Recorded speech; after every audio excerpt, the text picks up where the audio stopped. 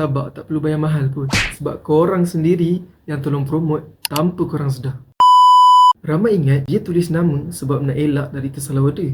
Tapi realitinya ada satu benda yang lebih dalam. Strategi ini dinamakan social CRM. Bila ada nama atas cawan, kita rasa minuman tu dibuat khas untuk kita. Rasa lagi special dan eksklusif. Bila pelanggan rasa special, diorang sendiri akan share gambar tu kat Instagram, TikTok dan Facebook.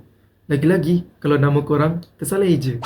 Lagilah diorang rasa nak upload dekat social media. So dekat sini, senang-senang je Starbucks dapat marketing percuma untuk air dia.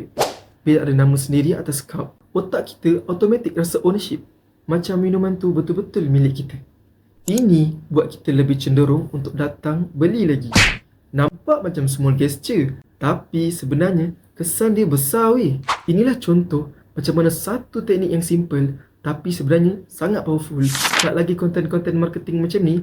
Jom follow kami di Sandhill Digital.